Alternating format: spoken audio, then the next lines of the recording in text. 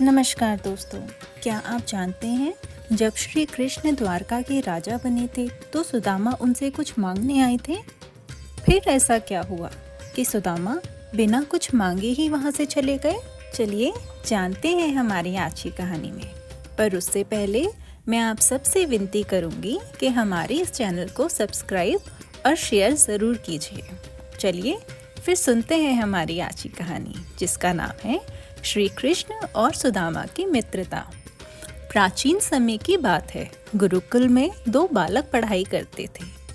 एक का नाम था श्री कृष्ण, जो द्वारका के राजा बनने वाले थे, और दूसरा थे सुदामा, जो एक गरीब ब्राह्मण परिवार से थे। दोनों में बहुत ही गहरी मित्रता थी। वे साथ में पढ़ते, खेलते और आश्रम में गुरु की सेवा करते थे। समय बीतता गया और दोनों अपने अपने जीवन में आगे बढ़ गए। श्री कृष्ण द्वारका के राजा बन गए और सुदामा निर्धनता में जीवन बिताने लगे। वे बहुत विद्वान थे, लेकिन उनकी आर्थिक स्थिति अत्यंत खराब थी। कई बार उनके पास खाने के भी लिए भी कुछ नहीं होता था। एक दिन सुदामा की पत्नी ने कहा, आप श्री कृष्ण के पास क्यों नहीं जाते? वे आपके प्रिय मित्र हैं। वे आपकी मदद अवश्य करेंगे। सुदामा को यह विचार पसंद नहीं आया, क्योंकि वे मित्रता में स्वार्थ नहीं लाना चाहते थे। लेकिन पत्नी के आग्रह करने पर वे जाने को तैयार हो गए। सुदामा ने सोचा कि इतने बड़े राजा के पास खाली हाथ जाना ठीक नहीं होगा।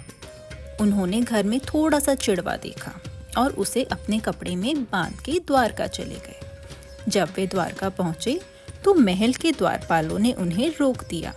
लेकिन जैसे ही कृष्ण को पता चला कि उनका प्रिय मित्र सुदामा आया है, वे नंगे पैर ही दौड़ते हुए बाहर आए और उन्होंने सुदामा को गले लगा लिया और प्रेम पूर्वक अपने महल में ले आए।